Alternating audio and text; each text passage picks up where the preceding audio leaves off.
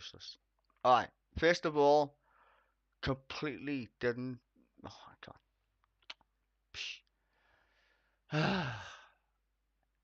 You know when you're looking at the time on a computer, and then you go, "Oh,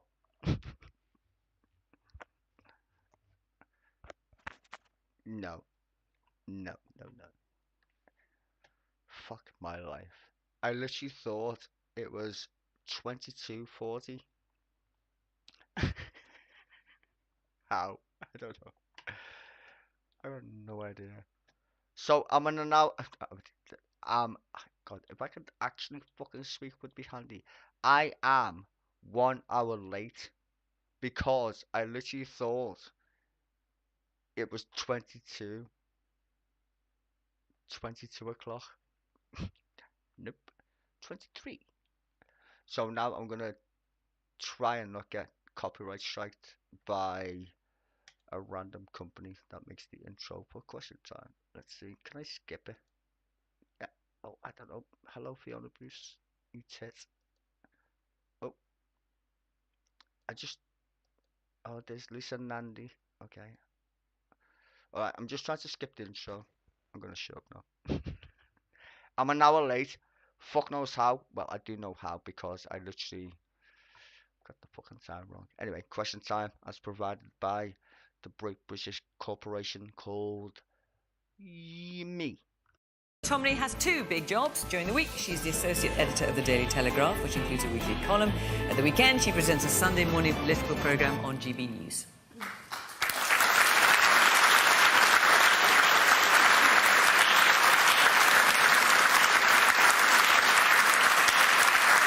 Good evening from Greenford. Welcome to our panellists. Welcome to our audience here. Great to see you. And, of course, welcome to you at home. As always, we are on social media. And as well as being on BBC One, we are live on iPlayer First. That's at 8 p.m. every Thursday night. Now, of course, as always, our panel do not know the questions, do you, that you're going to be facing? So let's hear our first one. Intake of breath there from Camilla. Let's hear our first one from Daniel McEwan. Has the government acted quickly enough in the evacuation of British nationals from the Sudan? We've heard some horrendous stories, haven't we, over the last few days. Rachel, has the government been too slow? I think what people need to understand is this is an extremely fluid situation that's happening. It is a civil war. It's a very dangerous civil war. And I know from listening to the Foreign Secretary and the Defence Secretary just how much work has gone into evacuating those people that have been removed from the country. And I know that people are extremely grateful to our brave armed forces who are going into that country and putting themselves at risk in order to evacuate British nationals and British passport holders. So why did we end up in a situation where the UK's... And no one's disputing how difficult this is, of course. But the UK's first evacuation flight didn't take off till Tuesday afternoon, and Germany had already completed its evacuation by then of something like 600 people. Why were they quicker off the mark than... So I think it's really unfair to make that kind of comparison when we're all sitting here in London and we haven't got people with live sniper fire firing at us. I mean, but it's a fair question, isn't it? I'm thinking of those soldiers. You know, I'm a mum of young men. I'm thinking of those young men and those young people that are going out there and putting their lives at risk to bring out, in an exercise that's quite an unprecedented and very difficult exercise, to bring out our citizens. And I think they're doing a fantastic job. But no one is criticising the armed forces. So look, but the people in Sudan, the British nationals, they're asking these questions as well as Daniel over so there. we have brought out, I think, the latest. We've got flights coming out all the time. I had an update just before I came here, and I think there have been something like 900 citizens being brought out. And of course, we are calling on the warring parties to keep that ceasefire going and allow that ceasefire to continue for a bit longer, so we want to bring out more people. And of course, it's an extremely fluid situation, and we can all sit here and sort of commentate, but actually we don't know what's going on the ground. Daniel, what do you asked the question, what do you make of that response? Yeah, I think, you know, this country, although our intentions are good, we get involved in Iran, Iraq, and we're quick to respond there. But when there's a problem with refugees coming back to this country, we seem to be slow. OK. Lisa Nandy. I mean, I don't know why it's taken us longer than other European countries to evacuate our citizens, but I mean, I Rachel very thinks much... it's not fair to I make don't that think it comparison. Do you actually think it is fair to make that comparison? I think that's a question of fact, but where I think she is right is that it's an incredibly fluid and dangerous situation. We've got British troops currently flying into danger in order to evacuate people. I think the Foreign Secretary was right to move swiftly to evacuate British diplomats, because my previous experience of these situations, particularly in the evacuation of Afghanistan, is that British diplomats and officials that have helped the British government are often at most risk, and so I would absolutely support the government in those efforts. I think what troubles me watching what is unfolding, though, particularly listening to Andrew Mitchell, the International Development Minister, this morning, is that what we saw in Afghanistan was that the difficulties that we encountered were often because different government ministers in different government departments couldn't work together. And what I don't want to see is a repeat of that. We left people behind in Afghanistan because different government ministers weren't talking to one another. You had the Defence Secretary moving heaven and earth to get people out, and the Foreign Secretary who was on holiday. This morning we had the International Development Minister saying that the government was going to make sure that there were safe and legal routes for Sudanese refugees, and then you immediately had the Home Secretary saying, no, there won't be. I think we need to learn the lessons from Afghanistan. I think we need to do it very quickly, and if the government does that, they'll have our full support. Camilla. Well, I've got a colleague at the Telegraph, Mutaz Ahmed, who has got relatives in Sudan, and he's written a piece for us this week where he describes a situation where his cousin was waiting for help, and he had to contact him and say, don't wait for help, just get out yourself, and he is now safe in Egypt. And the picture that Mutaz paints is one where British citizens in Sudan weren't given any help for several days after Hemeti had this fallout. But that's his, he's, you know, with respect, I think, because he has got Sudanese relatives and he's spoken to this cousin, they were completely kept in the dark for several days. It might just be their isolated incident, but of course there's a degree of discomfort when you see diplomats being evacuated while 4,000 British citizens remain behind, fending for themselves. Diplomats were in the embassy and people were scattered all over the... The ambassador was on holiday and is now managing the situation from home in Wimbledon. And he's the one that's actually able to broker the ceasefire, and the deputy head of mission to do that. But Rachel, the deputy head of mission wasn't there either. Hang on, you're both talking once. Let Camilla answer. The deputy head of mission wasn't there either. So you had an unfortunate set of circumstances where the people leading the embassy weren't actually there. Now, you could say that they weren't to know that obviously you have the fallout of these two effectively military despots and that it's going to happen at that particular time. Having said that, there were signs of this for weeks before. The most depressing thing about the situation in Sudan is 3 to 4 years ago, you had Sudanese professionals, you had lawyers, you had doctors, you had teachers taking to the streets asking for a more democratic form of government. And what happened actually is the Western world didn't seize that opportunity. Instead, they took away the sanctions that had been applied. They tried to support what has now turned out effectively to be an axis of evil. And who's been left to suffer? Not just the British citizens in Sudan, but the Sudanese people themselves. So I don't think it's been a particularly good exercise in the management of a complex situation with a history dating back not just weeks and months, but years. So there was a degree of predictability about it, and those who should have been at their posts weren't. And Leila, not only is there the issue raised by Daniel about has the government been too slow, but also now we're hearing a number of Brits lamenting the fact they've not been able to bring their relatives, and particularly elderly relatives, with them. I literally have this as a constituent case. So I have a constituent contact me. Her daughter is in Sudan. Her husband is Sudanese with their British child. They've spent all their money to get to Khartoum airport. They're there, as far as I'm aware, still now, and they won't let them on the plane with the husband. And separating, and I quote, is not an option. So they're completely stuck and they don't have any more money to be able to get back to anywhere. I have another one where they applied for British citizenship. They're in fact the son of a Brit. They sent off their papers to the Home Office to get their to get their British passport, and because the Home Office has been a bit slow over the last year, didn't get the papers back, and it's literally computer says no. So what I would like to see on that point is there are a group of people that need exceptional visas. The other one is Sudanese doctors who work in the NHS are out there because there was Ramadan recently, so many of them went out to celebrate Eid with their families. They can't get back. They are residents of this country, and they are not being allowed back on the flights. Why aren't they allowed? I don't think they must have visas to work here. They have visas, but they're not allowing them on the flights because they're only allowing British citizens with passports on the flights. And I think what the government needs to do now is make a guarantee to those people in the first instance. And then separate to that, there is, to the point the gentleman made about refugees, there is then separately, we need to be talking about safe and legal routes. Because there will be people, remember, you know, we have a colonial tie to that part of the world. There are people who have family here, and while it is so unsafe, want to be able to get here for safety, they'll go back. But we need a safe and legal route. Well, Otherwise... let's put this to Rachel then, because if you've got you sitting here. So there's two things there. Is Layla right that NHS doctors, for example, in Sudan who've got visas to work here aren't being allowed to come back? And what about, and I know Labour has asked this, what about allowing people who have got British passports to bring vulnerable relatives with them? So what I understand, I think we all need to remember that, of course, we want to do absolutely everything we can to get vulnerable people out. And our own troops have put their lives in danger. Don't forget, there were no troops there. There was no military equipment there.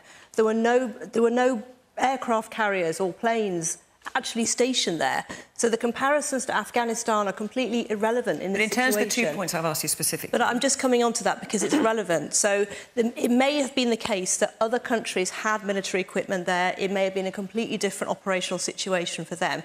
In terms of what I've been told about the situation on the ground, they're doing everything to get people out. If people can get to the airport... No, but I'm not asking you that, Rachel. What I'm asking very specifically, and it may be that you don't know, I appreciate this is not your area of specialism, but is Layla right? And if you don't know, feel free to say, I don't know. I'm just coming on to answer it. Those are the two things I'm asking. If people who work in this country who've got visas to work here but happen to be in Sudan, are they not being allowed back? And secondly, will the government allow British citizens to bring vulnerable relatives with them? I am literally answering that question. What I have been told... Well, I hadn't heard it so far, forgive me, but I'm waiting. On the ground, there is a degree of discretion, is what I've been told. If people can get to the airport and they are there and they are vulnerable or they're British citizens, they are being allowed to board planes. And I have been told that that is the case. And there are some people in that situation. We have brought hundreds of people out already. This is what happened in Afghanistan. This is exactly what happened. It's a completely different situation, Lisa. It's not talking to one another. No. So the Home Office was saying no. Can I just let me finish? Yes. So the Prime Minister has convened COBRA multiple times, twice in a day. All the ministers are there. I actually attended COBRA myself. All the ministers are there talking to each other with the ambassador, with the head of the army, the special forces, as you would expect. So then you do. So the answer is it's a kind of... But Rachel, and I want to answer your second point as well. So in terms of... So just so I'm clear, so in terms of people who are not British citizens, but maybe a vulnerable relative, an elderly person or a child, it's a question of whether the people on the ground think they'll let them on the plane. By the way, that's not what the Foreign Secretary said on the floor of the House today. No. So what you're telling us now is different to what was literally said a few hours ago. Forgive me, I would absolutely go with what the Foreign Secretary said on the floor of the House. He is the foreign... I mean, come on, don't... So that's it, they can't come. That's what I was describing. He is the Foreign Secretary, and obviously he is coordinating. I'm a government minister who's responsible for housing. Are you clear what's happening? Well, I mean, with respect, I think that's a bit unfair. I'm coming here to talk about the national response, which I think has been incredibly well organised, because we have got people out at very short notice. We have developed and implemented our response. We have actually airlifted from having nothing there. We've airlifted people out. No, you've made that point, and it's a point well made. I guess what we're trying to understand is who can come out. And we've got the Foreign Secretary saying one thing, clear. And the Home Secretary saying one thing, and you're saying another. We have to prioritise our British people on our British nationals, because if you put one person on a plane, that's a seat that cannot be taken up by somebody else. And I think most people would expect us to get British citizens and British nationals and their dependents out. But Layla's point is that some of them can't get out because they have to leave behind dependents or others. Well, and that was exactly what happened in Afghanistan. It's clearly a very difficult situation, and I know that they will be doing absolutely everything they can to get people out. But when there is limited resources, you have to prioritise. But just somehow, briefly, it is a war zone. That confusion between Andrew Mitchell talking about safe routes and then Suella Braverman ruling them out, where does that leave us? I think you're trying to make this into a sort of personality psychodrama, No, which, not with at all. I'm respect, just is trying to get completely some clarity. wrong. You've just got different ministers saying different things. Which is the right answer? This is a military operation, and at the end of the day, the people on the ground in Sudan, our military personnel, are the ones who are leading with that, being directed by the Prime Minister through all the Nobody is usual criticising channels the military. right, You shouldn't okay. be leaving the military in a position where they're having to turn people away for lack of clarity because government ministers I am can't absolutely agree. sure there will be clarity on the ground because the military are organising this on the ground. I'm going to take a few quick 5 points from the audience, if I may. Yes, you've got your hand up here. Yeah, so I work in a local school which welcomes people from all over the world when they need to get to take safe refuge. To be honest, your response just then, it shows no clarity at all, and it does remind me of what our Afghani pupils have had to suffer. It's taken them 10 months to get into school. We were responsible for 20 years of disruption in Afghanistan, and those people trusted us to get them out. They were abandoned at airports, they've been left in hotels, now they're being used as propaganda about, oh, there is too many people coming. It makes me so angry that when young people need an education, and we have a proud record of being a nation that is a place of refuge, that we are shutting the door, and we are not doing what we ought to be doing as a country. Let me hear a bit more. The man there in the glass.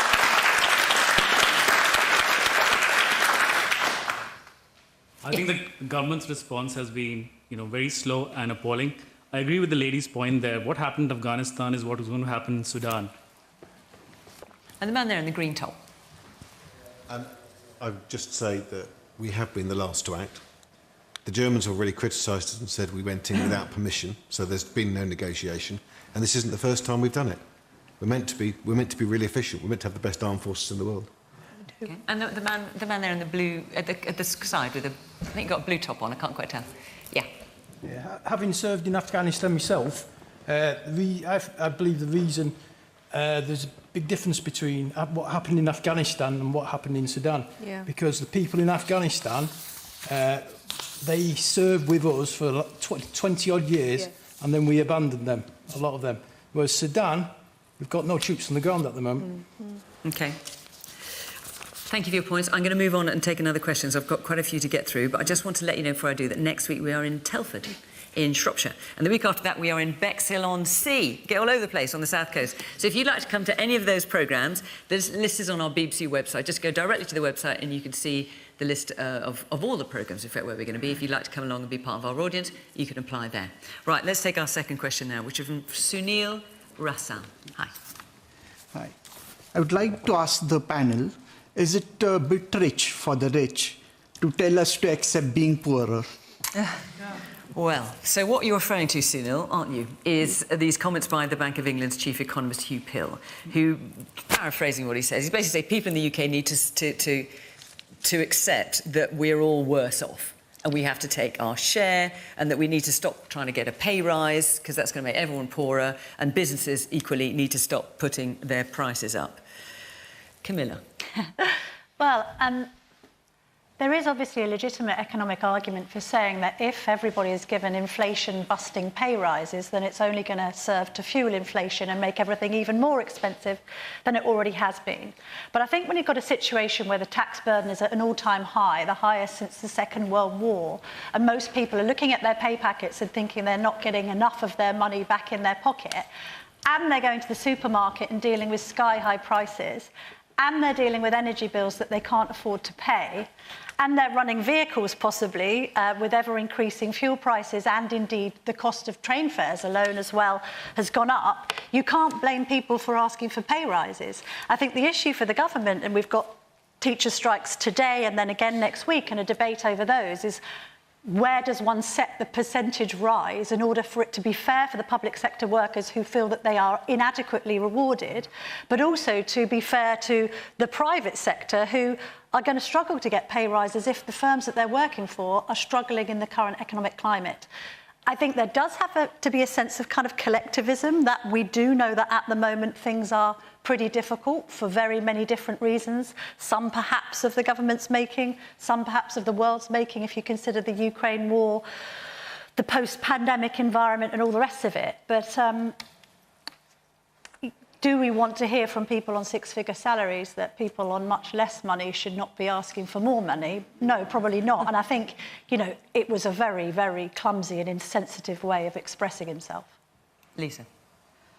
I mean, I don't think anyone in this country would argue for a moment that Britain isn't worse off after 13 years of Tory government. It's only been a few months since Liz Truss and Kwasi Kwarteng crashed the economy, sent interest rates through the roof and left hundreds of thousands of people paying hundreds of pounds more on their mortgages every month. We're all paying the price for that. What I will never accept is that, once again, working people should pay the price for those failures. The truth is that this is about political choices. We could have a windfall tax on the profits of big oil and gas producers, and we could help people with their energy costs or the rising council tax costs or any of the other costs that are going up right now. We could end non-dom tax status and get money into our National Health Service, help to deal with the current disruption in the National Health Service and provide some light on the hill for those frontline workers who have been holding us together through COVID, holding us together through a decade of austerity and are now currently having to choose between feeding their own families or caring for ours. But the government knows that Labour this is saying about something the government, to some public sector workers that is similar to what Hugh Pill is saying. No, I mean, so the health secretary, the shadow health secretary, sorry, Wes Streeting, is saying to junior doctors, for example, who are asking for 35%. He said, look, hand on heart, I couldn't offer you 35% if I was in power. And they're saying, well, if we don't get 35%, we are going to be worse off. And so Wes is saying, well, realistically, yes, you are going to have to accept being worse off. That is actually what he's saying. I think everyone in this country is currently accepting the fact that there is pain that they're bearing. The question is, where is the hope? Where is the plan?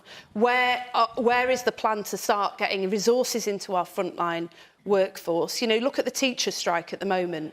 We've got a real problem here. We've got lots of kids suffering severe disruption.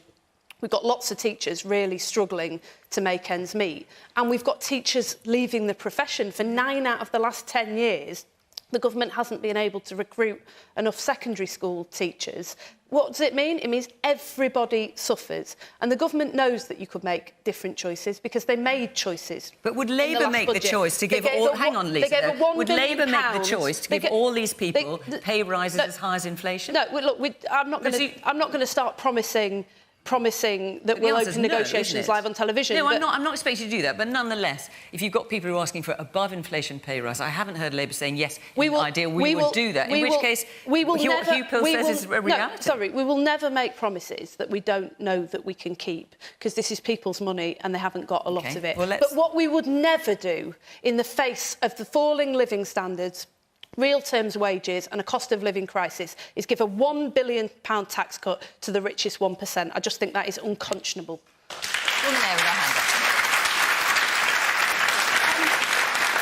Not everybody's getting poorer. There are 20% more billionaires in this country now than there were before the pandemic. OK. And they're getting a tax Man cut. here in the front. The second insensitive comment by someone from the Bank of England. I do deliveries for a local charity to people who are vulnerable, and people are struggling to make ends meet. So one is what the bank does. The second is the whole aspect of insensitive comments. I think it's a very insensitive comment. OK. Leila. So Sunil's question was, is it a bit rich? I mean, I think it does show that he doesn't do as much door knocking as me, that's for sure. I keep coming across people, and I dare say it's local elections coming up next week, but this is the top issue that keeps coming up on doors, and stories that just break your heart. I had a lady who, she herself works in a nursery. She's got 2 kids herself being taken care of in a childcare setting. She has medication she needs to buy, and the perverse choice that she had to make this week was, does she go to the pharmacy to get her depression medication, or does she go to the supermarket to put food on the table for her children because she no longer can afford to do both? That is the Britain that this Conservative government has left us with. There are many choices that can be made, and the one, for example, to release the cap on bankers' bonuses was not one that I think is the right one. Whenever you've seen what they do with the economy on taxation, whatever else. What they do is they put stealth taxes in. It's not progressive. It's not protecting the most vulnerable. And we are now faced in a situation where the country's just not working and we just need to get them out. And that's why many people are not voting Conservative for the first time, some of them, in these local elections. They're turning to the Lib Dems in my area, certainly, and this is the top issue as to why.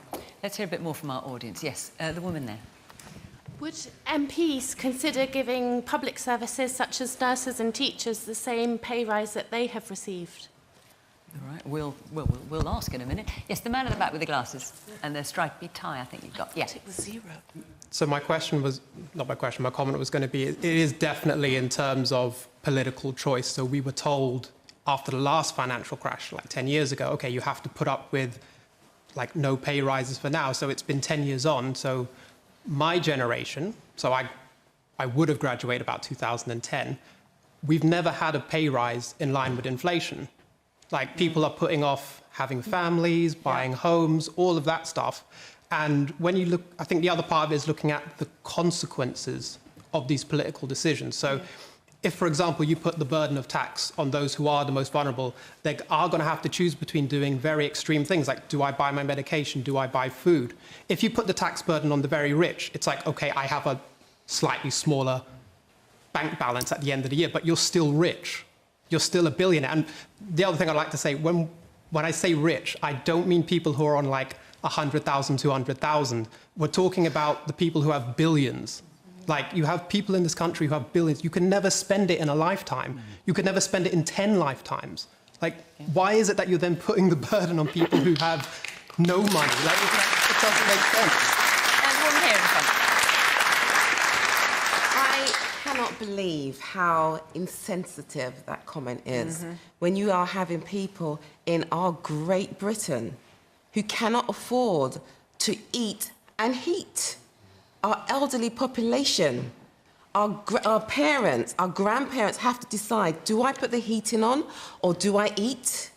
In Great Britain, not acceptable. I understand times are tough and we have to tighten our belts for a short period of time. How long for, though? How long are we going to be in this situation? And what is the government going to do about it? But also, what is the Bank of England going to do about it? Because the other thing that Hugh Pill didn't acknowledge when he made this comment is the role that the Bank of England has played in this. The gentleman there referenced 2008. You know, the Bank of England has presided over ultra-low interest rates and huge amounts of quantitative easing that has pushed inflation up. And yet there seems to be no responsibility at all taken for that. So, Rachel, as you give pretty universal objection to what Hugh Pill had to say, people find it insensitive. I can see why. Yeah. But the reality is, when you think about the government's negotiations with public sector workers, that is exactly what you're asking the public sector to do, is to accept being poorer. So I think it obviously... You might not phrase it like that, but it's actually the reality. So I think it's obviously an insensitive comment. And look, the government recognises that times are tough. We've had a global pandemic. We've had Putin's illegal and brutal war in Ukraine. And these factors have impacted our economy. No. It's nothing to do with Brexit. It's nothing to do with Brexit. We have had a very difficult time. Yes, it is. Yes, it is. Not all of it, but a bit. But I don't really think it's the right time to be rerunning a referendum that we had many years ago where the country voted to leave the European Union. I can't believe we're bringing it back. The Liberal Democrats who want to overturn a democratic referendum that we had. Go back into the European Union. That's quite astonishing. But getting back to the economy... I think what Leila was saying was that she was disputing that whether Brexit had anything to do with the current economic situation. You're saying it has nothing. Are you saying it has nothing to do with the fact that in G20 countries we are now behind Russia in terms of growth? Nonsense. Anyway, OK, you don't accept it, fair enough. No, I don't. And actually, some economists do, but I accept that you don't accept it. Including the Bank of England, I should say. But the point is, Hugh Pill has made these comments. He's the chief economist of the Bank of England. People are finding it insensitive and unacceptable.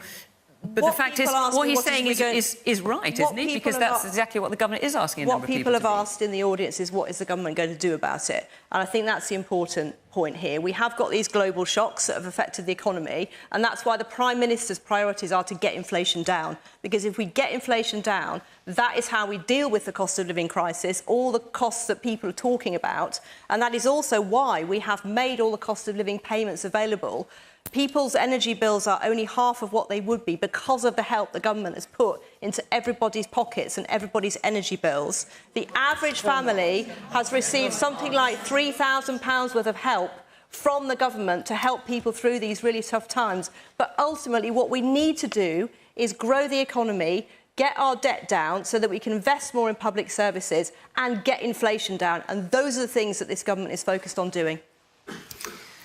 Right. How are we doing? Half an hour. I'm going to take about 3 quick comments from you, and then I'm going to move on, because there's lots of questions I know you want to get through. Let me get to you, madam in the front there. Yes. I mean, Brexit has been a shock to the economy, and a lot of politicians are not acknowledging that. And so how can we deal with that shock if nobody's acknowledging it? OK. Woman here in the front in the glasses. The Conservative MP made the comment that our energy bills are only half as they should be because of the contributions made by the government. But that's actually not the case. I have to tell you, my energy bills have gone up way more than that. Yeah, the point is the support the government has given you has helped take off some of that cost. No, it hasn't. Actually, my energy bills were probably around £400 a month.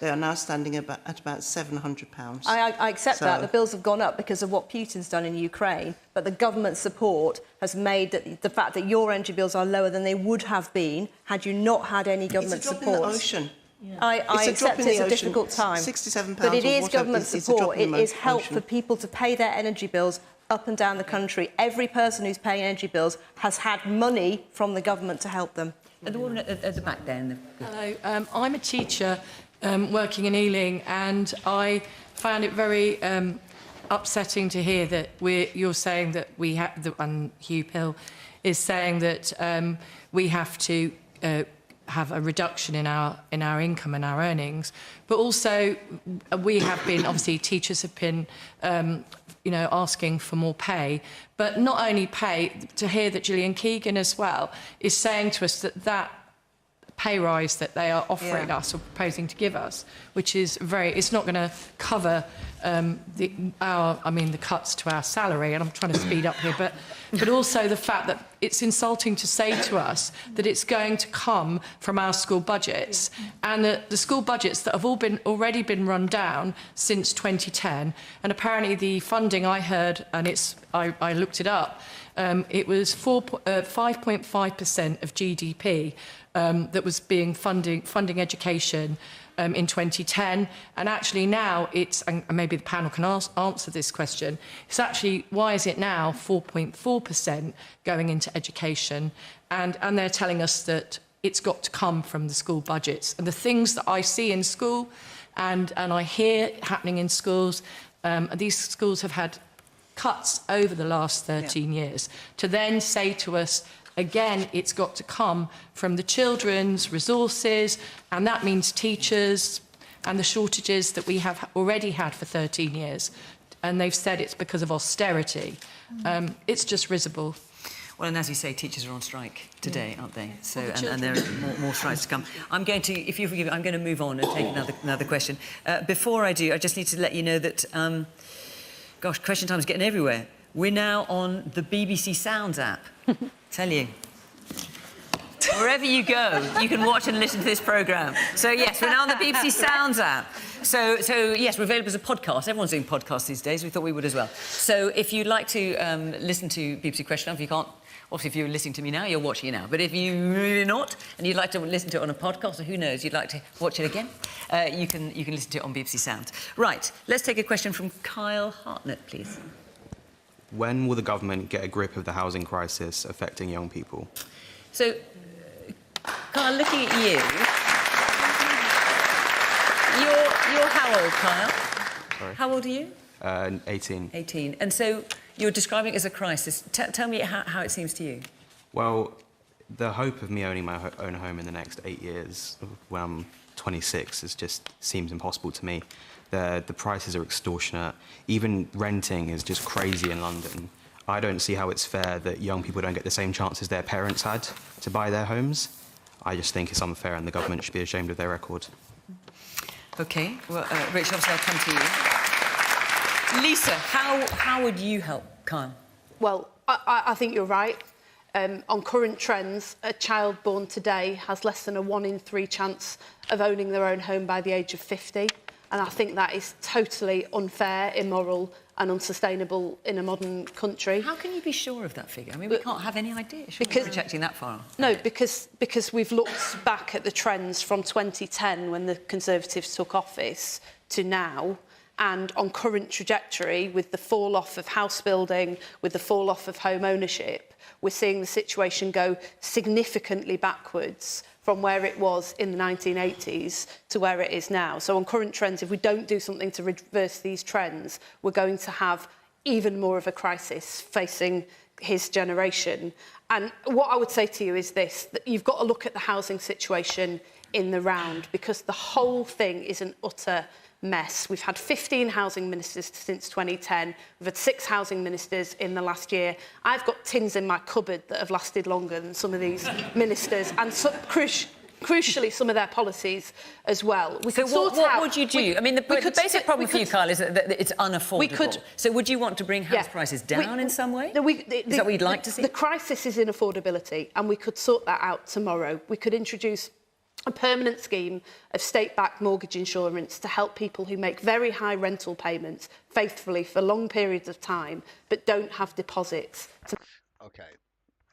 I know I shouldn't interrupt when I stream because people don't like it. They're like, can you just not interrupt my TV show? Okay, first of all, I'm not the BBC, and second of all, I fucking hate the subject. Listen very clearly. Affordability. You pay tax. The government should build houses. I've got no idea why people, like this 18-year-old kid says, well, I want to afford my own house. No, shut the fuck up. Just shut up. Fucking shut up. Just no. Why do people listen to propaganda? I don't get it. Like, how this show drives me fucking nuts. The government is there to provide. I know, right? Yeah, Stuart's laughing in the side. I'm sorry. If you just come across this video and you expect me to play the entire thing, I did try. I promise you, I did try. I literally couldn't. Because if you watch my videos, you know one of my fucking things is literally fucking housing. I don't know why people are possessed like fucking weirdos that you need to buy a house. You don't. You pay tax. It's the government's job to provide homes. That's why you pay tax. I don't get it. Stop trying to buy a house. You don't need to buy a house. The reason why people can't afford to fucking live in a house, fucking right there, is because the government, Margaret Thatcher, sold the council houses and decided to brainwash your fucking ass, because she's a neoliberal, to tell you that you need to give your rent to a fucking bank. Can people stop being obsessed with buying homes? Stop it. Stop living in the 1980s. Stop being, the most woke people I know, woke, inverted commas, are fucking left-wingers who say housing is a right. I want to buy a house. No, you're just a fucking stupid idiot. You doesn't understand the taxation system of the United fucking any fucking place. In Germany, which is God, I'm gonna fucking whatever. In Germany, right, the vast majority of people in Germany, you know what they do? They own a council house. Apparently, council's a bad word in Britain. You know why? Because we all drink cups of fucking tea. That's why. Well, if you don't own your own house, you're poor. Are you fucking mad? You pay tax. I mean, I'm just saying. Like, the blatant fucking obvious point here is the government is fucking shit. I mean, I'm not even just blaming the Tories at this point. Fucking hell. I mean, I'm not that partisan, even though I vote Labour. But every government that I've had since I've been alive, which includes Labour, just don't build council houses. Everybody wants to suck a big giant dick called capitalism. I mean, I wish people would get a fucking clue, really. Our politics is really bad because people are really uneducated. Like that poor little kid who's 18. The first thing that come out of his fucking mind was, I want to buy a house. Right? I would like to live in one instead of buying it. I'm not trying to buy a PlayStation, you fucking cunt. I just need a house. This is the problem. People have like the misconception of monetary shit. People are too greedy about nonsensical bollocks, and when it comes to like the necessities of why you pay tax to a fucking government, I don't know. I can't afford to live in a house. Yet you can if the government fucking built them, you fucking tramp. Fuck my fucking life, honestly. No wonder we got the Tories in charge. Fuck's sake. Anyway, I'm sorry for the interruption. I just couldn't take it anymore. I'm literally trying to behave. I couldn't cope. To make the leap into home ownership. Other countries that do it, we could do it too. We could help people right now who are in the private rented sector, which has become the Wild West, by legislating to raise standards in the private rented sector and put... Exactly. The private rented sector. The private sector's become the literal government. You fucking idiots. Build fucking council houses. The fucking government takes taxation. They literally take your taxes. Why do you think you pay council tax, you fucking idiots? I'm just saying. Don't tell me to take my fucking bins, you fucking tramps. You just... Really? Really? I pay tax for you to do fuck all when it comes to building a fucking house. Can I just point out one fucking obvious point?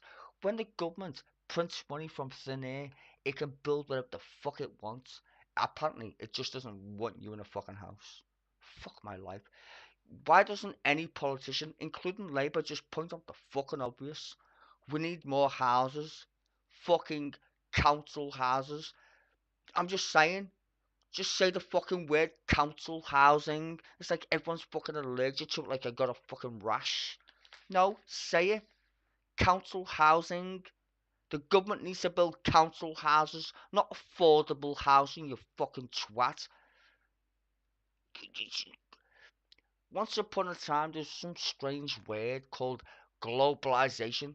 When was the last time you heard the word globalization? It's all linked together. Neo-fucking liberalism. That's what it's fucking called. Margaret Thatcher, Ronald Reagan. Fucking wake up, you fucking idiots. You're getting raped and pillaged.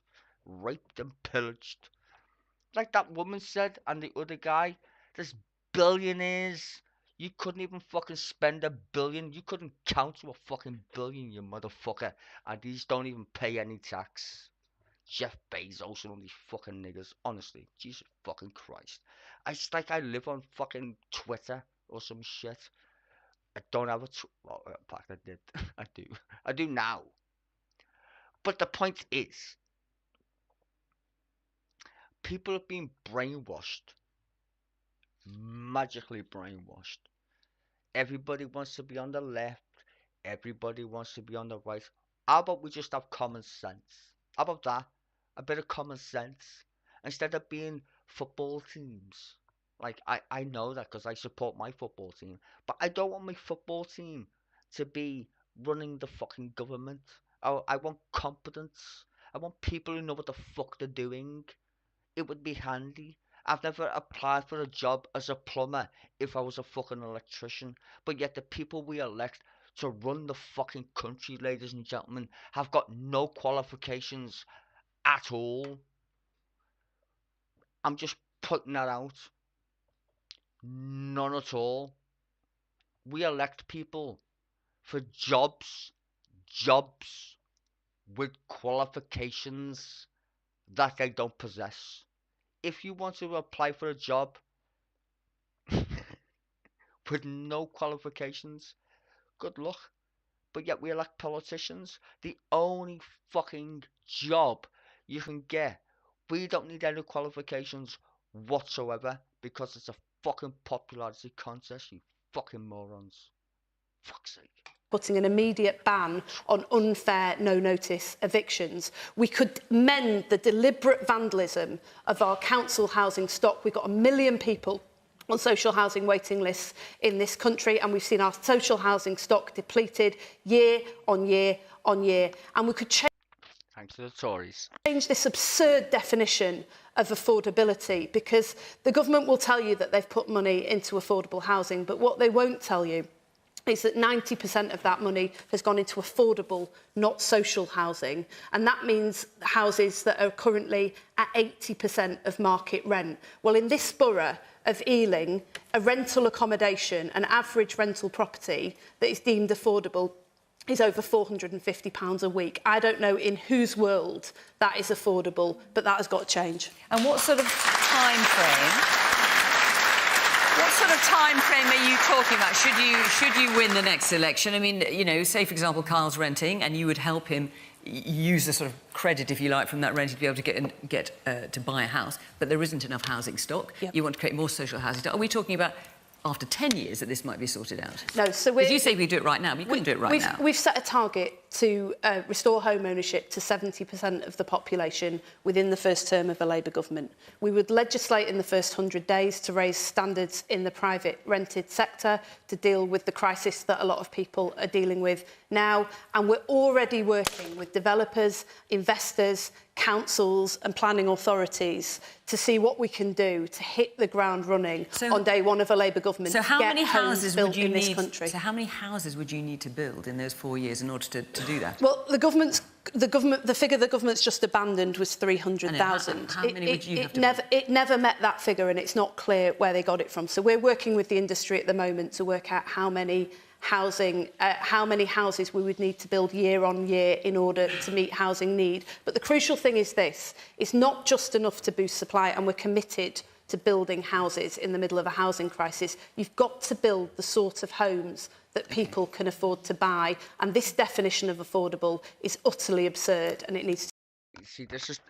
This is why I hate Labour. As a Labour supporter, the fact that you actually mentioned affordability makes you sound like a fucking Tory. You're just basically Margaret Thatcher light. I mean, this is the point, right? Okay, can I just give you a brief history of the United Kingdom? A very small one, clearly. When Tony Blair was elected, right, and he ran out of steam, what was the main thing in the media? The Tories and the Labour Party, you couldn't put a fucking RISDA between them. I wonder why. Because they're neoliberals. I like Lisa Nandy. I can't even say her fucking name. Lisa Nandy.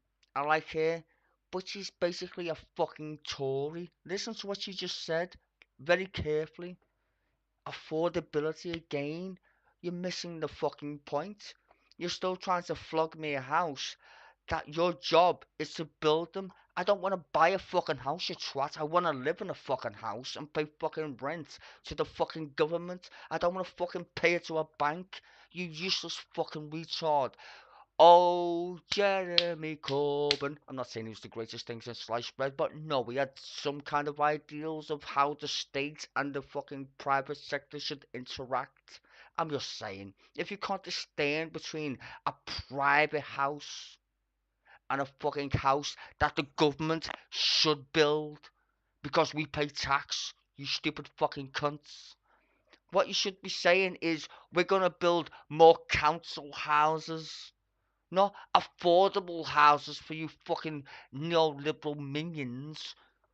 You got fucked in the arse by fucking propaganda and Margaret Thatcher. Tony Blair invaded fucking Iraq.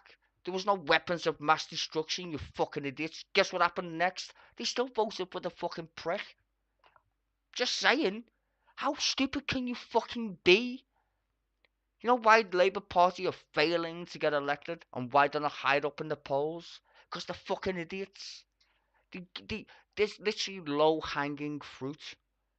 People are going on strike and these fucking retards won't even go on a picket line because they think it's literally socially unacceptable to go, well, I agree that you should be fucking paid to go to fucking work. I'm just pointing out the fucking obvious for anybody with a clue at this point. Ugh! Mick Lynch would be a better Prime Minister. I'm just saying. Have you seen Mick Lynch? If you listen to Mick Lynch on the TV or fucking YouTube, if you listen to Mick Lynch is like, yeah, fuck the government. If you want to force me to go to it, good luck with that shit. I mean, it's so amazing that people in today's society, or Great Britain, as that beautiful black woman said, is fucked. Get off TikTok. Get off your mobile phone. Pay attention. Like, literally fucking pay attention. And for all you people out there who literally think I'm the BBC, it's YouTube. I don't need to stream fucking goddamn Question Time. So please, for the love of God, don't complain that I'm spoiling your TV show. I'm not. Buy a TV license like the rest of the fucking cunts. Or listen to my super fucking rambles. I'm just saying. And by the way, you don't need to buy a house. You're not that important. To change. Leila. So, to Kyle's question, I mean, it's just insane in London. Yeah, you, Brian, Warden, play the video. Does it look like I give a fuck at this point? Get a TV license or go on BBC iPlayer like the rest of us schmucks. I don't understand it why people complain when I actually interrupt my own fucking stream. Shut up. If you want to watch the full thing, it's right there. It's on BBC iPlayer, you tramp. It doesn't say BBC Styzor, does it, you fucking idiot? It says fucking Styzor. I do it because I like to do it. Because I want to show you how bullshit fucking niggers fucking talk on political shows, and you're so fucking gullible, you believe it. I mean, maybe I should just put a big fucking giant big black cock on the screen, and you could suck that fucking shit too. Instead of complaining in my side chat that I allow you to talk in, you fucking idiot. The only reason why you're typing is because I allow you to type, dumb bitch. I could just turn you off. Fucking idiot. Honestly, fucking swear to God. I bet he fucking voted for Donald Trump. Or Boris Johnson. One of the two. Fucking crackhead. Isn't it? It's like £1,000 for a one-bedroom flat, one bedroom in a flat that you share with other people. That's before bills, right? So where is the money meant to come from for anything else, let alone saving for that deposit? And I've got my younger sister's in that position. I know loads of people in that position. And it kind of feels like that social contract has been broken because the life that your parents had, it's just nowhere close. To the solution, Shelter, the charity, has estimated that we need something like 150,000 new homes a year at least. And the focus for the Liberal Democrats would be on homes for social rent. The reason why that's often not... I mean, the government set a target which it hasn't met of 300,000, but you're saying that's way too many, you need half that. No, Shelter has said that's the absolute minimum that you need. And that's... Actually, I'm not sure if that's been met either. So we need to focus on... But the key thing here is, it's not just about building homes hoping that the market's going to settle, right? Because what happens, and we've seen it a lot in Oxfordshire, they build huge housing developments, no infrastructure that goes in place, no schools, no roads, none of that. And then they are four-bedroom executive homes starting at 600,000. We had a local development where it started, a one-bedroom flat started at 300,000. That's just simply not going to allow someone like Carl to get on the housing ladder. So what you need is affordable rents that are genuinely affordable and linked to local income. So absolutely right, 80% of market value in the southeast is just laughable. Instead, have it linked to what the average income is in an area, and that would allow you to set that rent at something that is genuinely affordable. The thing that I just want to bring in... Briefly, because I need to get around the audience. In Oxford, we're seeing a lot of this, and what's happening is that young people just move out. They move away. They want to stay and start a family and then have their parents there so that they can be part of it and, you know, help look after the kids. They are putting off having children in the first place. Then they move far away. It's breaking our society that we're not getting this right. And so I thank him for his question, because I think it's a really existential problem for this. Well, let's hear what people in the audience think of it. Yes, the man there with his...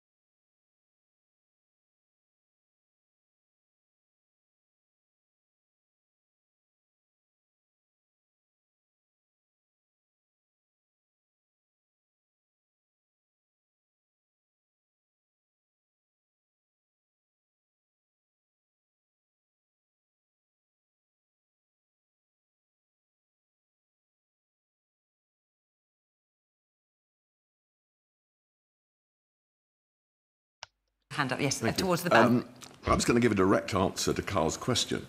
I literally just went on a tangent for about 10 minutes and forgot I was muted. Great. I'm the Tory party incarnate. And the answer is, if you wanted to change, vote. The problem is that so much of what we're seeing is to do with the change in demographics in this country, that it's completely distorted the electoral situation. The Conservatives have no interest in looking after the interests of young people. That is the bottom line. And is apathy amongst the young people. They've got to get out and vote for people who are going to support their interests. Then you might see things change. Okay. The man at the back there. Yeah. There are luxury apartments springing up all over Ealing, and I'm sure that's true in many parts of the country. Who are they for? They're not for families.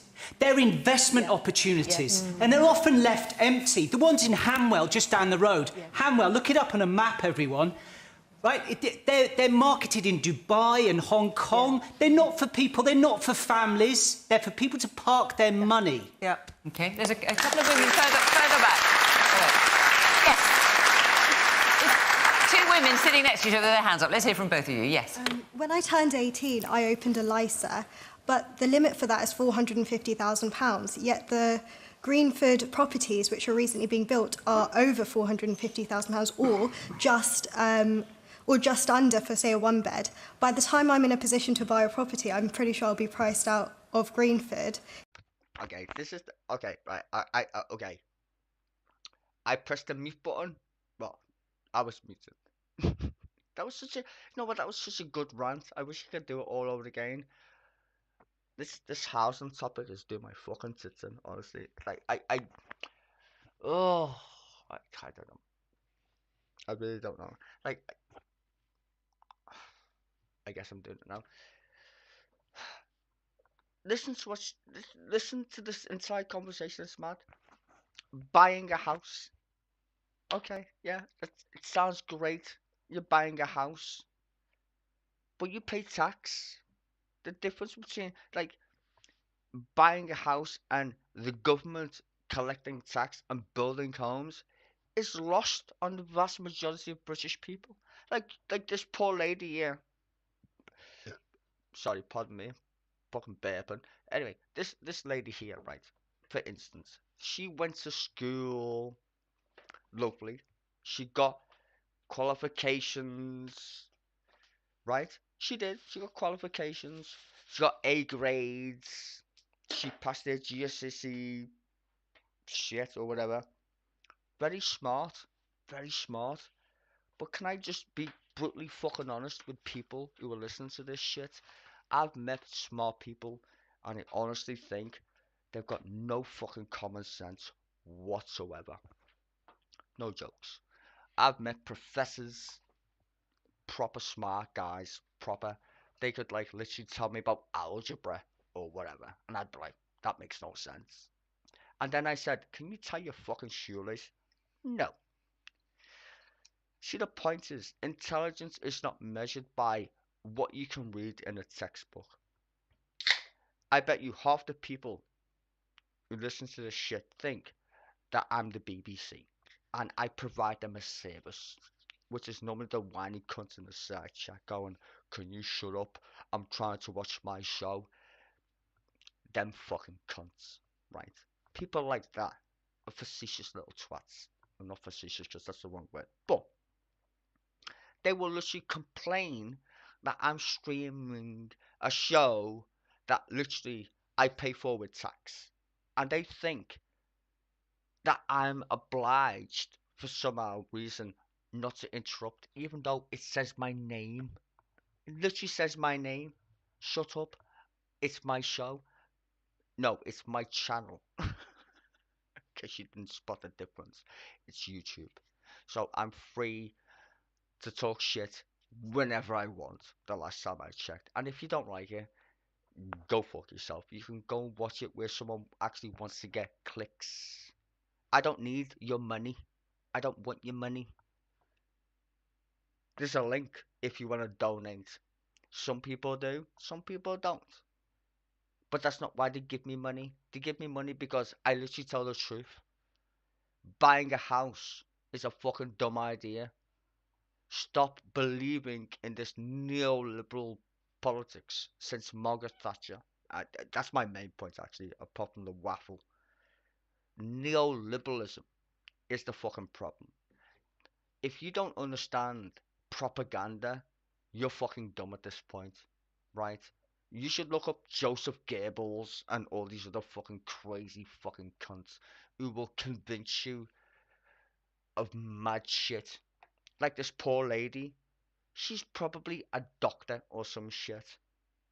Would I let her operate on me? Probably. Would I trust her to vote for the electoral party? No, I wouldn't. Because she hasn't got a fucking clue at all. She probably voted for Boris Johnson or the Liberal Democrats or some shit. Because she thinks that's the way it's supposed to be, right? Buy a home because that's my aspiration. The very fact that people use slogans in politics anyway is fucking weird. We're the aspirational government, as if, like, what the fuck does that even mean? We want you to be aspirational. Really? What, like climate chimney and shit? Because let's not forget, people, if you listen to these politicians who tell you that the nurses are causing... This is mad. I literally heard this today. In fact, I streamed it. Politics Live this morning. Someone oh my god, broke my mind. She literally said nurses are not the public. Like, she literally said that out loud. She was in a black and white dress. Nurses aren't the public. And I was like, okay, well, hold on. So, you're saying the reason why we have days off is not because of unions, right? That's a misconception of history that I knew. That's like telling me the fire of London didn't happen. The reason why we have a week, no, literally, I'm gonna shock horror. The reason why we have a week is because we had unions. I mean, do people not know this shit?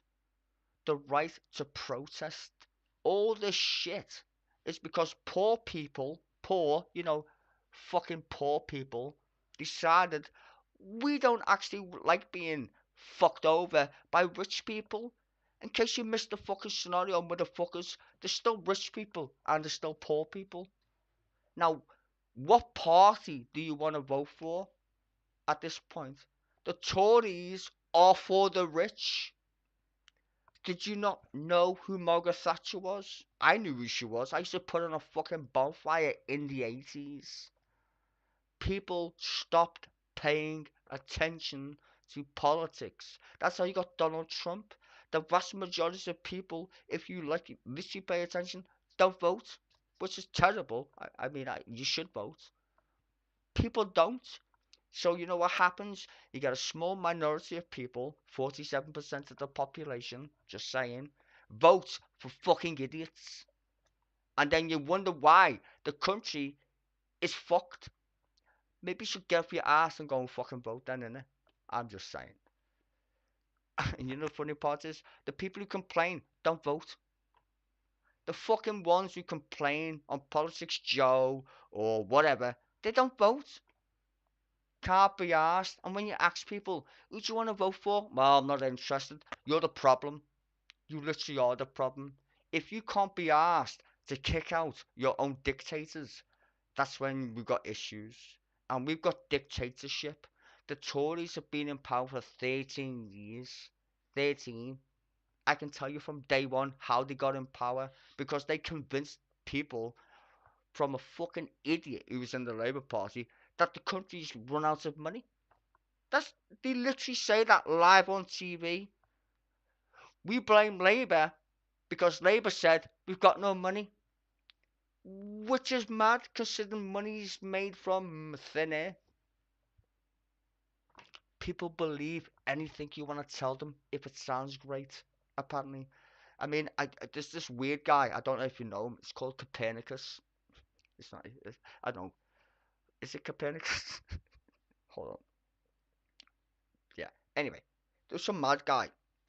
He was sitting there smoking a massive spliff, honestly. He must have been stoned or taken LSD or maybe, I don't know, some other kind of fucking weird drug, which I recommend, preferably on a Fridays after work.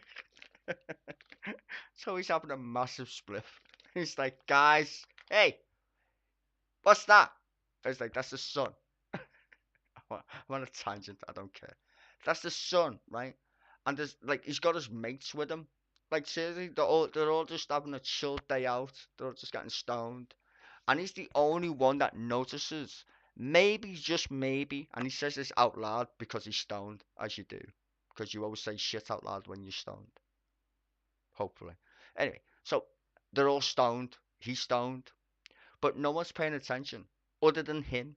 He's looking at the sun in the sky. Not directly, because that's bad for your eyes. And he's going, what if we go around the sun and it's not the other way around? All his mates are just like totally, wow, dude, conspiracy theory, I'm going to cancel you on Twitter, etc. You're nuts. My friend just said the sun is not the center of the universe. Oh, wait. Anyway, so they're all tweeting, TikToking, whatever they're doing. And then the police come up. Hey, kids, stop being stoned. I'm going to arrest you. And he's like, why? And he says, we're the 4 police, my bro. You just said planet Earth, which is flat, clearly, because he's watching 4chan. He's like, you can't say that. You can't say that. Because God, literally God said, that's wrong. Lo and behold, not true. This is politics. If you think otherwise, then you're very fucking naive. So when these people tell you to buy a home, which is made from thin air, tell them to fuck off. Misconception 101, right there. And it's made by people who are ideologically driven to fuck you over to begin with. The reason why we have rich and poor people is because humans are fucking crazy. The very notion of rich and poor should make you angry anyway. Your very existence is based on an illusion. Literally, fucking illusion. Right there. Why don't you have a farm? Because you don't own the land on which you fucking literally walk upon. Literally. Someone's literally told you the value of your own existence and you fucking say yes. I want to play Pink Floyd, but whatever. Right? Someone's told you the value of your existence from the day you were born. They control what you watch and you read. Everything. And it's a collective weirdness. It's collective. You should never trust a bunch. You should. What's the saying again? You should never trust a bunch of fucking stupid people. Because they've got the biggest voices. That's our society today. The vast majority of people are fucking thick. And they're the people who vote for the tiny minority of people who abuse the fucking stupids. Donald Trump, ring any bells? Boris Johnson. I mean, look at society today. Look at it. It's fucked. You know why it's fucked? Because people are getting fucked by a very small select few people with the fucking concept of money and power. That's why. There's no reason why I should be broke and not pay bills or not find a dentist or whatever. There's specific policies made by rich people who don't give a fuck about you. The game is this. If you know there's a game being played, then you're in the game. If you don't know there's a game being played, well, you're a part of the game, right? You're a pawn, like chess. Fucking meek is what you are. Blessed are the meek. Blessed are the stupid fucking cunts, I suppose. There's gonna come a point where Britain realizes, like in 1997, that we need a change of government. But I think it's going to get worse. I think the West, in general, which is the help of technology, is realizing this game that we're playing called capitalism, pretty broken. Very broken. Very, very broken. And shows like this only emphasize why it's important for people to pay attention. Because if you listen to this poor lady, look at her. She's a beautiful lady, very smart. She still has the idea of buying a house. Why is that? Why? I want to buy a house. Why can't you just buy a farm or whatever else? Because you can't. But a theory in her head is to be a conformist. Conform. I blame the left and the right. They're both equally fucking retarded. Both of them. Two-party systems. I always tell people, even though Labour, whatever, which I shouldn't say that really because I don't believe in it, but if we collectively want to change society, we need to stop voting for football teams. Basically, we need to vote for local, independent people who know the community and know what the fuck's going on, instead of these fucking ass clowns who literally, left and right at this point in terms of our current political class, don't answer questions because they're scared. Bunch of pussies. They don't like any of them. They just don't answer fucking questions at all. And if they do, it's so fucking rare that people clap. Oh my, you fucking clap. Everyone clap. Someone said something fucking normal. They tied their shoelace. Round of applause. I know. People are gonna be like, what the fuck? You've been talking for ages. Yes, I have. I can talk for as long as I fucking want, to be fair. I feel sorry for people like her, though. I just do. To be honest, I sell drugs. I don't really care. She is probably going to be a fucking doctor. I don't want to buy a house. I just don't. I don't see the fucking need to buy a house. I don't see the fucking point. First of all, I'm going to die. I don't have any kids. Don't want any fucking kids. Why? In fact, why would I want kids? Ugh. Expensive. Someone in the side says, "Go, nobody would have your kids." That's probably also true. Don't hate. But just saying, I don't see the point in terms of why people are obsessed in Britain with owning their own home. Mostly because it came from Margaret Thatcher. I can't get over that. And I hate every politician, left and right, who say the word affordability in a sentence and then say housing. I just don't like it. I just find it. There's not even a word for me to hate, I suppose. It just makes no sense. It just doesn't.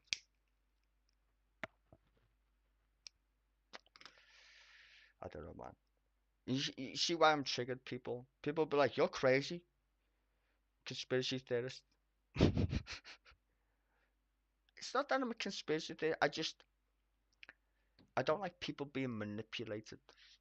I read a lot of Noam Chomsky, or Noam Chomsky, if you want to get posh, right? I know about linguistics. I know about propaganda.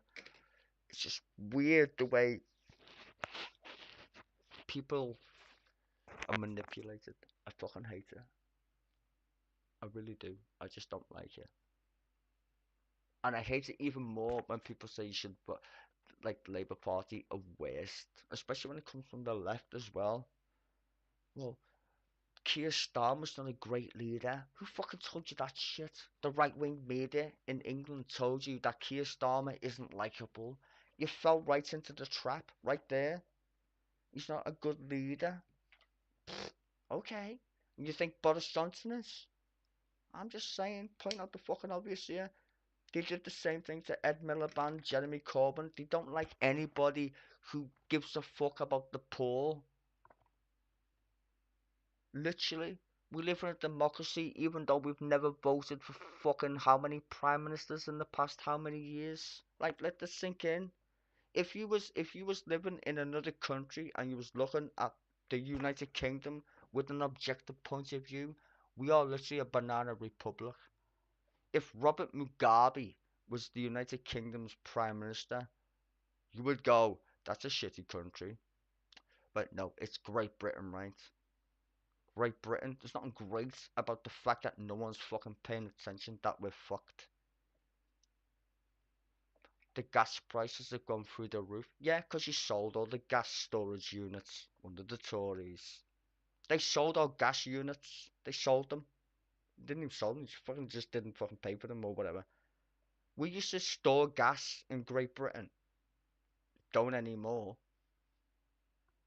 We paid China to build a fucking nuclear power plant and then decided not to because we don't like China, because the communists, even though we sent our foreign secretary over there to suck dicks.